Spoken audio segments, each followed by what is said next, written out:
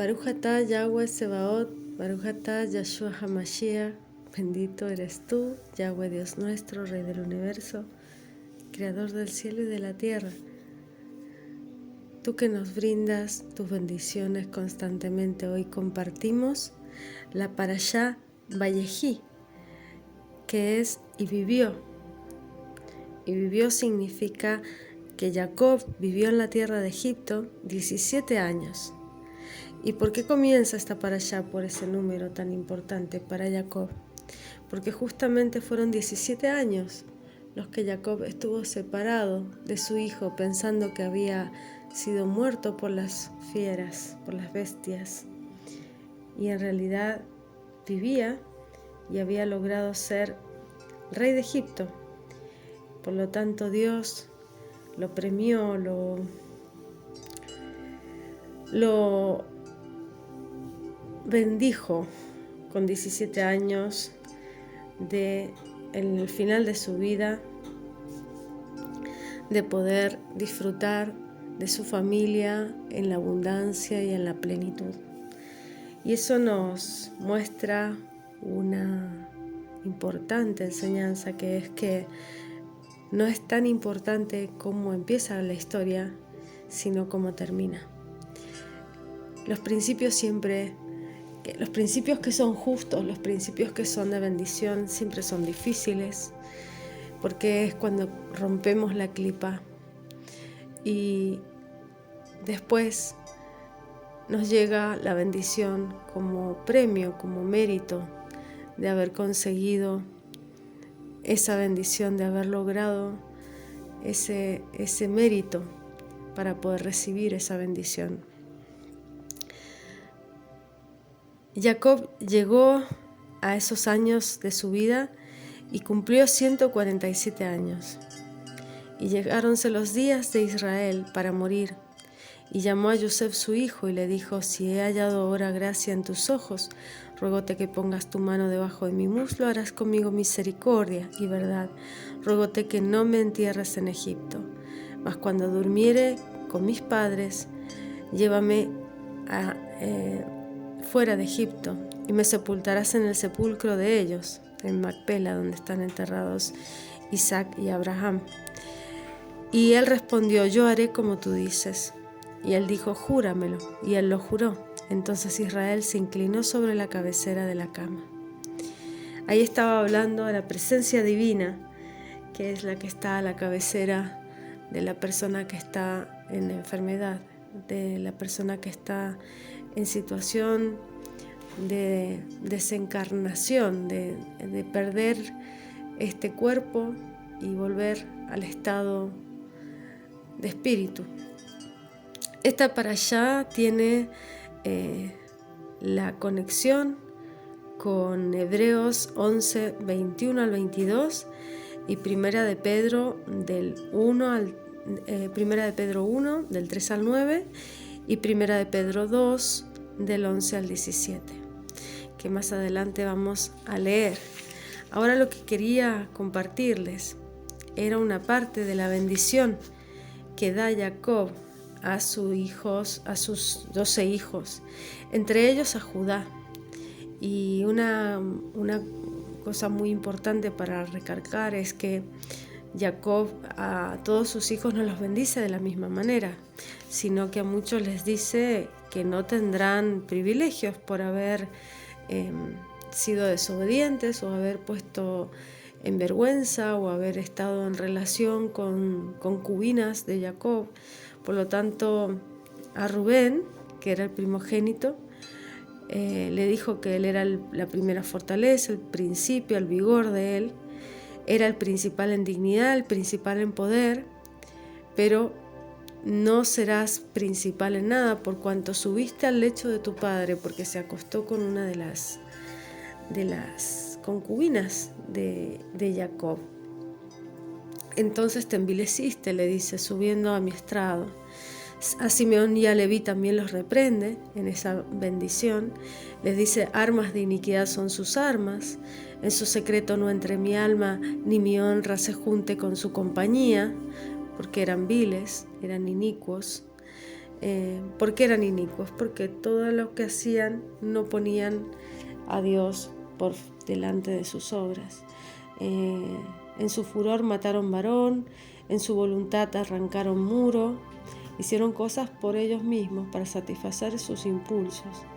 Maldito su furor, que fue fiero, y su ira, que fue dura. Yo los apartaré en Jacob y los esparciré en Israel. ¿Y esto qué significa? Los apartaré en Jacob y los esparciré en Israel. Jacob es lo que está cerca de la tierra, es el talón. Israel es lo que está a la cabeza. Por lo tanto, Israel vendría siendo en el final de los tiempos y van a ser esparcidos por todos los pueblos, como es Israel. Después bendice y dice: Judá, alabarte han tus hermanos. Le da una bendición a Judá. Tu mano en la cerviz de tus enemigos. Los hijos de tu padre se inclinarán a ti. Cachorro de león, Judá. De la presa subsiste, de la presa subiste, hijo mío, encorvóse, echóse como león, así como león viejo, ¿quién lo despertará? Por lo tanto, él fue un cachorro de león y después fue un león viejo. O sea, esta es la representación de Cristo, como viene primero sumiso, como una presa que es cazada, y después como se vuelve un león viejo y habla de quién lo despertará, quién hará que se despierte su ira, ¿no? En su segunda venida. Y en el versículo 10, que es el que quería compartir con ustedes, es: no será quitado el cetro de Judá y el legislador de entre sus pies, hasta que venga Shiloh, y a él se congregarán los pueblos. Y aquí nos habla de Shiloh. ¿Y quién es Shiloh? Nos manda a Lucas 1:32, a Isaías 2:2, a Isaías 11:1. Entonces vamos primero a Isaías 2:2. Primero, Isaías 1:2 dice: oíd cielos y escuchad tierra, porque habla Yahweh, crié hijos y engrandecílos, ellos se rebelaron contra mí. De esto está hablando de que todo lo que habla Isaías pone por testigos, sus dos testigos son el cielo y la tierra. Pero en Isaías 2:2 nos dice: y acontecerá en lo postrero de los tiempos que será confirmado el monte de la casa de Yahweh por cabeza de los montes, y será ensalzado sobre los collados, y correrán a él todas las gentes. Cuando habla de un monte, habla de una persona encumbrada, habla de una persona en autoridad. Un monte es un gran entendimiento. Cuando los patriarcas subían a los montes, eran para recibir un conocimiento de la divinidad. Por lo tanto, un monte es un entendimiento, es una meditación en la divinidad. Y cuando habla de que Yahweh será la casa de Yahweh por cabeza de los montes, es que Él será por sobre todos y será ensalzado sobre los collados. Habla de esta persona que será ensalzada, y correrán a Él todas las gentes. Y vendrán muchos pueblos y dirán: venid, subamos al monte de Yahweh, a la casa del Dios de Jacob. Subamos al monte de Yahweh, a la casa del Dios de Jacob, y nos enseñará en sus caminos, y caminaremos por sus sendas, porque de Sión saldrá el Rey, y de Jerusalén la palabra de Yahweh. Y juzgará entre las gentes, y reprenderá a muchos pueblos, y volverán sus espadas en rejas de arado, y sus lanzas en hoces. No alzará espada gente contra gente, ni se ensañarán más para la guerra. Ni se ensayarán más para la guerra. Venid, oh casa de Jacob, y caminemos a la luz de Yahweh. Ciertamente tú has dejado tu pueblo, la casa de Jacob, porque son henchidos de oriente y agoreros, como los filisteos, y en hijos ajenos descansan. Su tierra está llena de plata y oro, sus tesoros no tienen fin. También está su tierra llena de caballos, ni sus carros tienen número. Además está su tierra llena de ídolos, y a la obra de sus manos se han arrodillado a los que fabricaron sus dedos. Y has inclinado el hombre, y el varón se ha humillado, por tanto no los perdonarás. Métete en la piedra, escóndete en el polvo, de la presencia espantosa de Yahweh, del esplendor, del resplandor de su majestad. La altivez de sus ojos del hombre será abatida, y la soberbia de los hombres será humillada, y Yahweh solo será ensalzado en aquel día, porque día de Yahweh de los ejércitos vendrá sobre todo soberbio y altivo, y sobre todo ensalzado, y será abatido. Aquí nos habla del Mashiach Ben David, de su segunda venida. Y la altivez del hombre será abatida, y la soberbia de los hombres será humillada. Solo Yahweh será ensalzado en aquel día. Y quitará totalmente los ídolos, y meteránse en las cavernas de las peñas y en las aberturas de la tierra, por la presencia espantosa de Yahweh, por el resplandor de su majestad, cuando se levantare él para herir la tierra. Esta es su segunda venida, ¿no? Habla del castigo a Jerusalén, el gran día del Señor, el día de su ira. Entonces, cuando nos refiere a esto, dice: acontecerá en los postreros de los tiempos que será confirmado el monte de la casa de Yahweh. Será confirmado el monte en los postreros de los tiempos, en el final de los tiempos donde vivimos ahora. Esto está en Isaías 2:2 hasta el versículo 12 hemos leído, y también el 17, el 18 y el 19, para los que lo quieran confirmar con el texto. Y ahora vamos a Isaías 11:2, y dice, primero Isaías 11:1, y saldrá una vara del tronco de Isaí, un vástago retoñará de sus raíces. Por lo tanto, ¿de quién habla? ¿Quién es este Silo? Es Cristo. Silo es Cristo.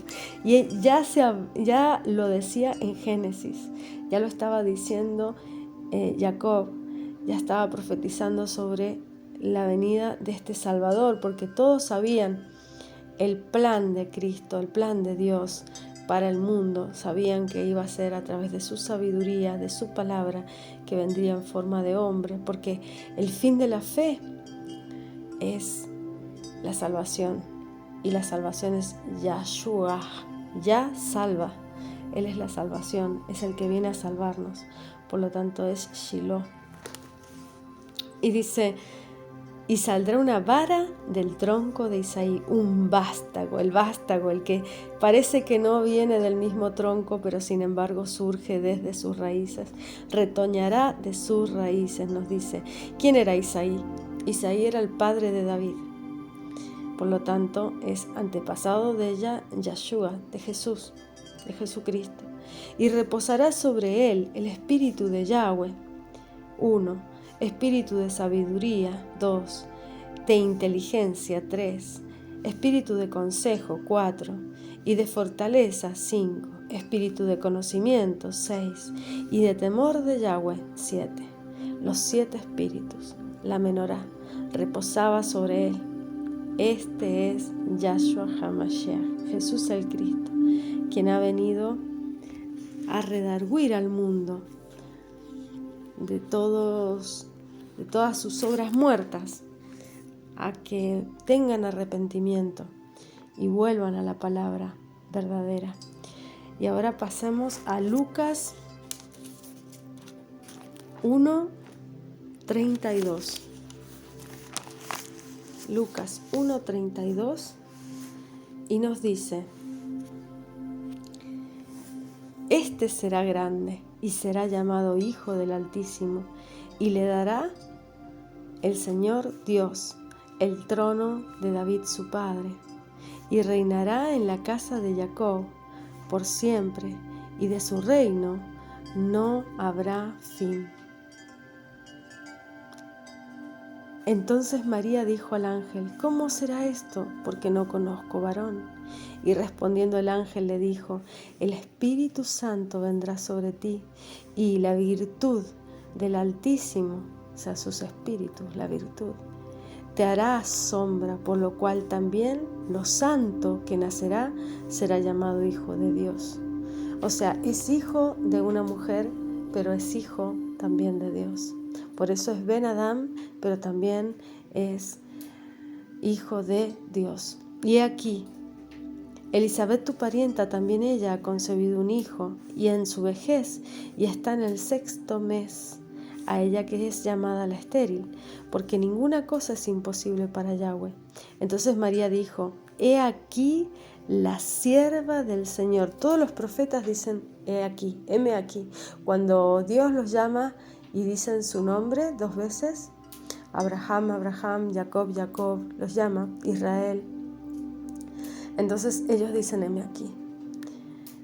Hineni es en hebreo, heme aquí. Esto tiene ese misterio, ¿no? De que ellos son siervos, se rinden a esa gran majestuosidad, a ese gran ser que es Yahweh.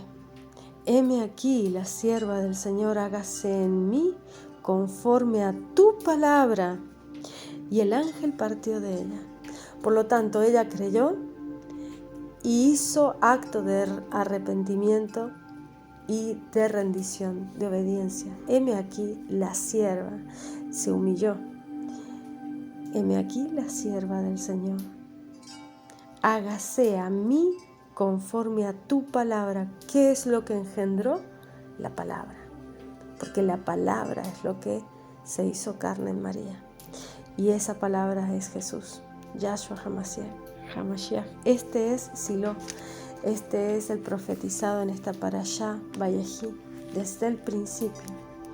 En esta parashá nos compartimos también el texto del apóstol Pedro en su primera epístola, cuando nos dice: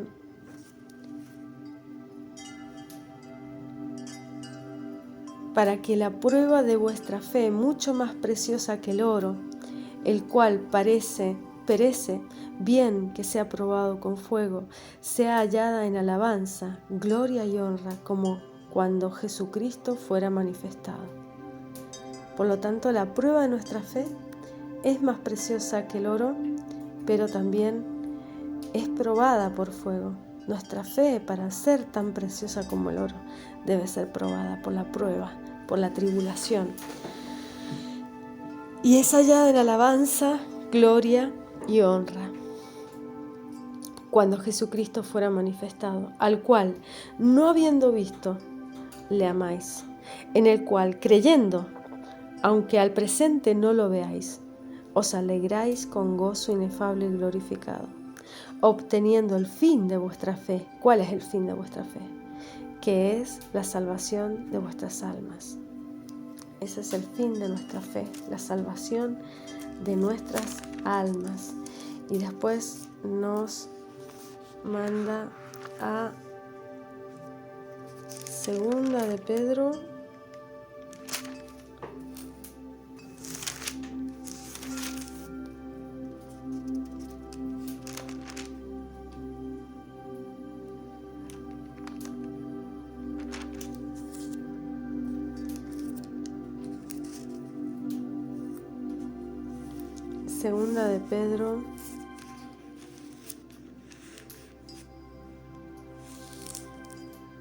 cuando dice: y principalmente aquellos que siguiendo la carne andan en concupiscencia e inmundicia y desprecian la potestad, atrevidos, contumaces, que no temen decir mal de las potestades superiores, como quiera que los mismos ángeles, que son mayores en fuerza y en potencia, no pronuncian juicio de maldición contra ellas delante del Señor.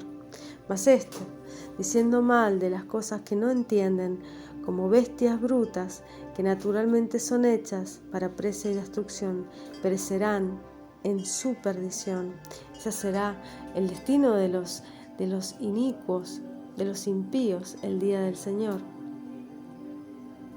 recibiendo el galardón de su injusticia, porque así como va a haber un galardón para el justo, también va a haber un galardón para el injusto, porque dice, libró al justo Lot, acosado por la nefasta conducta de los malvados. Lo perdonó, que afligía su alma justa cada día con los hechos de aquellos injustos. Si sabe el Señor librar de tentación a los píos, a los buenos, y reservar a los injustos para ser atormentados en el día del juicio. Por lo tanto, eso es lo que pasa, que todos los injustos también reciben lo que les corresponde. Dice, mas los cielos que son ahora y la tierra son conservados por la misma palabra, guardados para el fuego en el día del juicio y de la perdición de los hombres impíos. ¿Quiénes deben temer el día del juicio? Los impíos. Todos aquellos que son sin piedad, todos aquellos que no guardan la palabra de Dios, que no tienen sus mandamientos, que no cumplen sus preceptos, que no tienen la fe de Cristo. Pero en el orden inverso, primero por fe, primero la fe de Cristo y después el cumplimiento de la palabra. La palabra nos enseña, nos redarguye, nos instruye para saber qué es lo que está bien, qué es lo que está mal. Pero es por fe y por gracia, porque somos salvos. Una vez que tenemos el Espíritu Santo, los mandamientos, los preceptos, el cumplimiento de la palabra no es pesado, no es un yugo pesado. Él es el que lleva nuestro yugo. Por lo tanto, Él lo hace liviano. Nada es imposible para Dios. Sigamos leyendo. Y ya el último texto con el que se vincula la palabra cuando habla de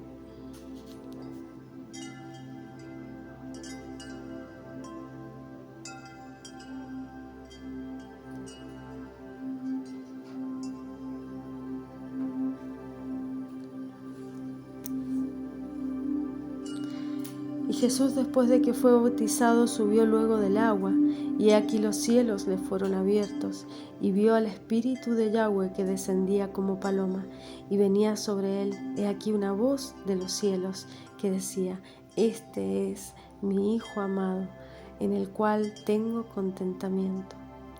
Porque el testimonio y el testigo, los dos testigos de que Cristo era Jesús, de que el Mesías era Yahshua, es justamente el cielo y la tierra. Por lo tanto, el cielo y la tierra fueron desde el principio los testigos de que Él sería el que traería la salvación a todo el pueblo. Y Él es el que cumplía su palabra, porque le dice a Juan, deja ahora, porque así nos conviene cumplir toda justicia. Entonces le dejó ser bautizado en Mateo 3, versículo 15.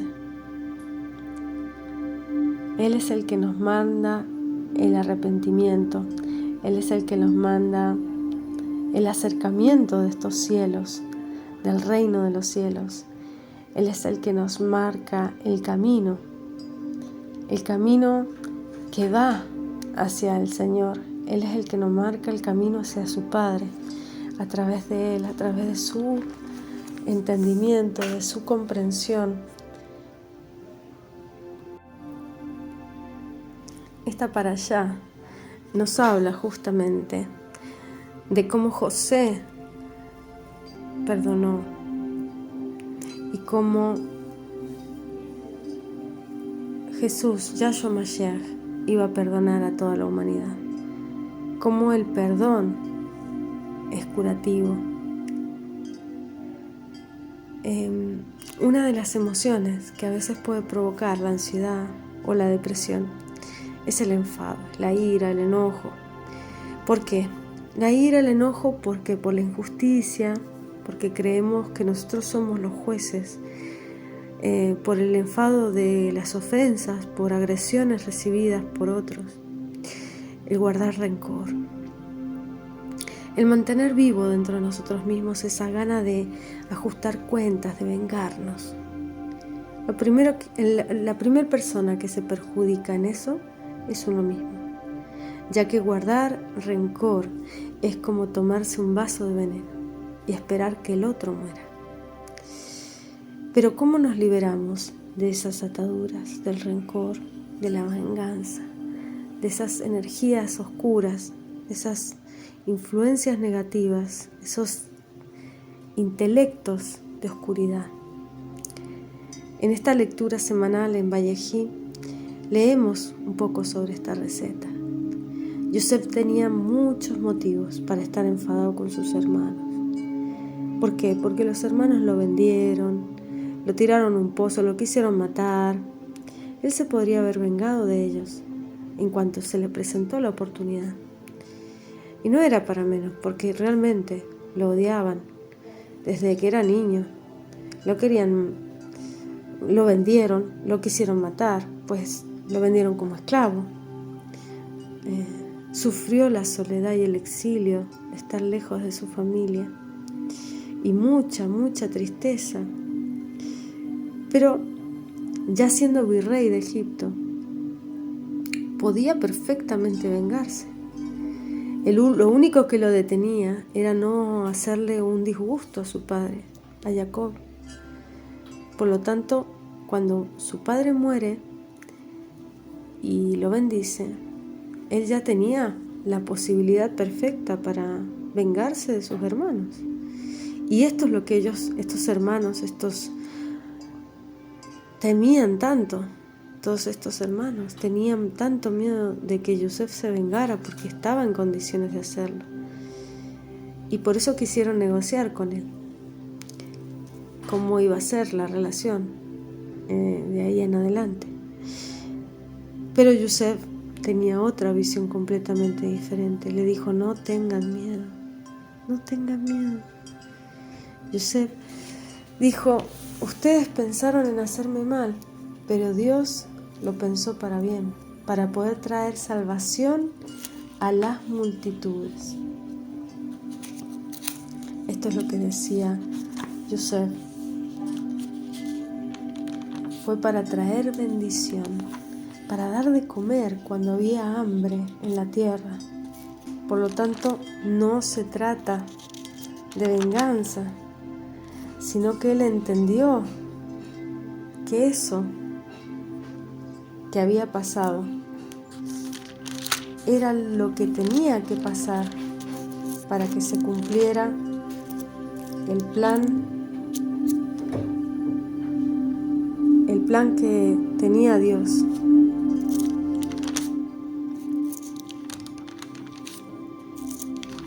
Y compartiendo con sus hermanos estos pensamientos, lloraba mientras les decía que no tuvieran miedo, que no tuvieran temor, porque realmente en ningún momento le había pensado en hacerles daño. No es que Yosef perdonó magnánimamente a sus hermanos, no se trataba de que él se sentía superior, ni mucho menos. Él directamente descartó ese comportamiento irrelevante, y lo que le había sucedido fue porque Dios lo había diseñado así, para poder cumplir una misión más importante. Las decisiones que ellos fueron tomando eran instrumentos por medio de los cuales Dios plasmaba su diseño perfecto. Pero quiero ir a la parte en que Yosef les dice que los perdona. Dice: así diréis a Yosef: ruégote que perdones ahora la maldad de tus hermanos y su pecado, porque mal te trataron. Por tanto, ahora te rogamos que perdones la maldad de los siervos de Yahweh, de tu Padre. Y José lloró mientras hablaban, y vinieron también sus hermanos y se postraron delante de él y dijeron: Henos aquí por tus siervos. Y respondióle José: No temáis, ¿estoy yo en lugar de Dios? Él no se sentía digno para juzgar a nadie. Vosotros pensasteis mal sobre mí, mas Dios lo encaminó a bien, para hacer lo que vemos hoy, para mantener en vida a mucho pueblo. Ahora pues no tengáis miedo, yo os sustentaré a vosotros y a vuestros hijos. Y así los consoló y les habló al corazón. Y esto nos conecta con Hebreos 10:30. En Hebreos 10:30 dice: Sabemos quién es el que dijo: Mía es la venganza, yo daré el pago, dice el Señor. Y otra vez el Señor juzgará a su pueblo.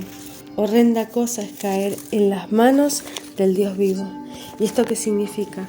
Que solamente Dios juzga, y Él es un juez justo y nada se le escapa. También en Hebreos 11, a partir del 21 hasta el 22, nos habla de Jacob y dice: Por fe Jacob, muriéndose, bendijo a cada uno de los hijos de José y adoró estribando sobre la punta de su bordón. Por fe José, muriéndose, se acordó de la partida de los hijos de Israel y dio mandamiento acerca de sus huesos. Por fe Moisés, nacido, fue escondido de sus padres por 3 meses, porque lo vieron hermoso niño y no temieron el mandamiento del rey. Por fe Moisés, hecho ya grande, rehusó ser llamado hijo de la hija del faraón, escogiendo antes ser afligido con el pueblo de Dios que gozar de comodidades temporales de pecado, teniendo por mayores riquezas el vituperio de Cristo que los tesoros de los egipcios, porque miraba a la remuneración, miraba el galardón, que era la vida eterna. Por fe dejó Egipto, no temiendo la ira del rey, porque se sostuvo como viendo al invisible. Por fe celebró la Pascua y el derramamiento de la sangre, para que el que mataba a los primogénitos no lo tocase. Por fe pasaron el mar Bermejo como por tierra seca, lo cual, probando los egipcios, fueron sumergidos. Por fe cayeron los muros de Jericó, que rodearon 7 días. Por fe Rahab la ramera no pereció juntamente con los incrédulos, habiendo recibido a los espías con paz. Todo esto nos conecta con el conocimiento y el entendimiento de que la fe es la que transforma a las personas. ¿Y cuál es la promesa en la cual fijan su mirada? Cristo. ¿Y cuál es la promesa de Cristo? Que hay una patria mayor. Porque ellos dicen y entienden que buscan una patria. Y buscan esa patria, pero la mejor, que es la celestial, la de Dios. Y no se avergüenzan. Y Dios no se avergüenza de llamarse Dios de ellos, porque nos ha aparejado una ciudad. Y esto es lo que debemos comprender, lo que debemos entender. Todos los caminos nos conducen a esa patria, a la celestial, a ese entendimiento. Y aunque ahora nos parezca difícil, duro, es porque lo vemos desde la carne y debemos entender que Él busca que entendamos desde el Espíritu, que seamos desde el Espíritu, que vivamos desde el Espíritu, para que podamos disfrutar en muy poco tiempo su segunda venida, la restauración de todas las cosas, la liberación y la redención de nuestras almas, que es nuestro verdadero galardón, el de la vida eterna junto a Cristo Jesús. Que Yahshua Mashiach los bendiga y los colme con su Espíritu Santo, con su espíritu de sabiduría, de entendimiento, de consejo, el espíritu de Yahweh, el espíritu de fortaleza y de poder, que el espíritu de luz, amor, gozo, sea en ustedes cada día. Shalom.